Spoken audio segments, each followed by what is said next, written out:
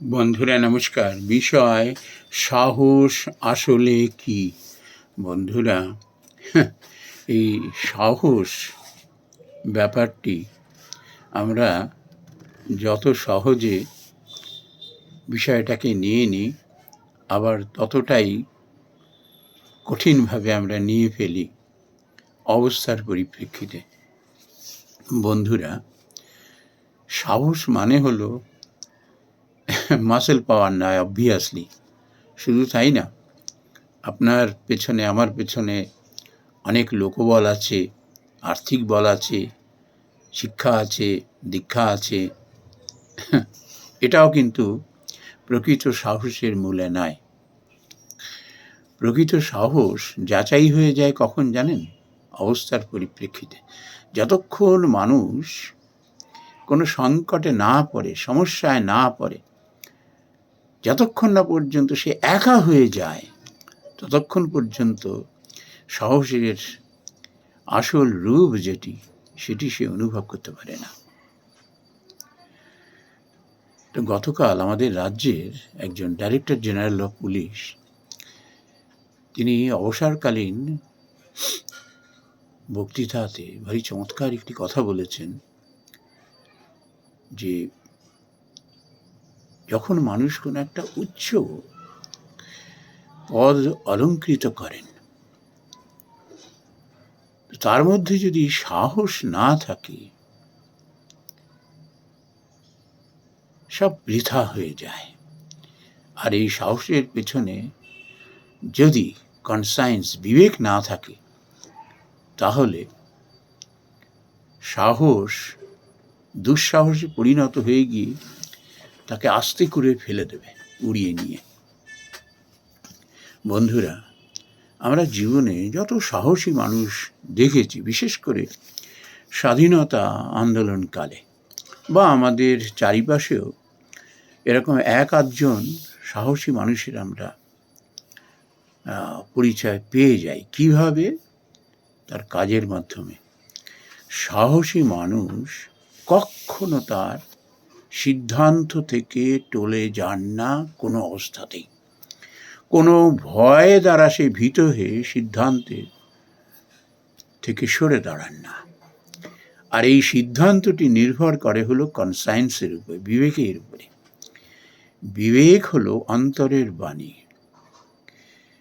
উপরওয়ালার বাণী, নির্দেশ। এটি যার মধ্যে মনুষ্যত্ব বোধ আছে, সে কিছুতেই তা উল্লঙ্ঘন করতে পারে না।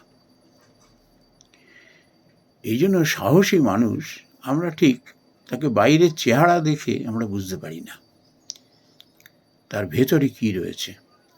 এমন কত মানুষ আমরা দেখি, যতক্ষণ লোকবল আছে, পেছনে গুচ্ছের লোক আছে, তারা তার পেছনে দাঁড়িয়ে আছে, অর্থের বল আছে, কিংবা কারুর খুব নাম যশ আছে, আমরা ধরে নিই এর খুব সাহস আছে। সম্পূর্ণ ভুল, সম্পূর্ণ ভুল।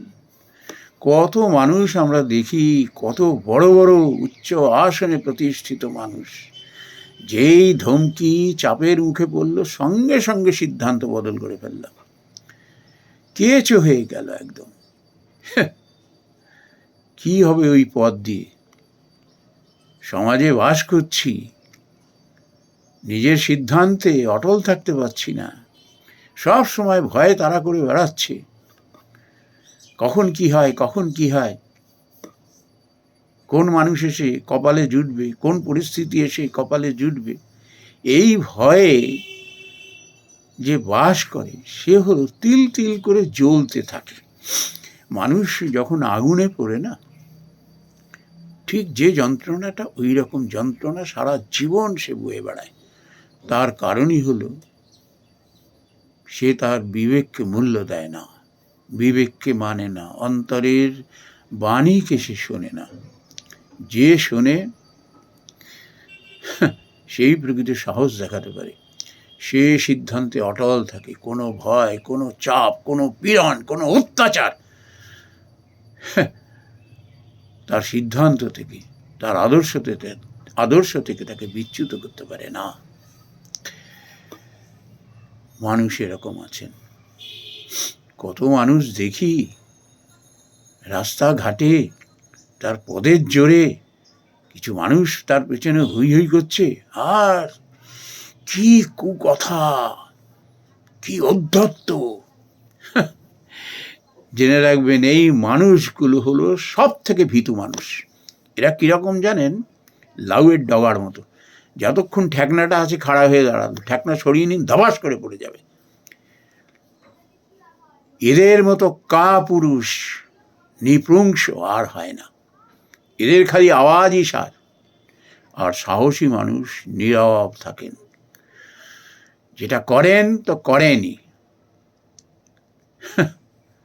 তার মধ্যে ঔদ্ধত্য থাকে না, তার মধ্যে অহংকার থাকে না। সে তার বিবেকের কাছে জবাবদিহি করে।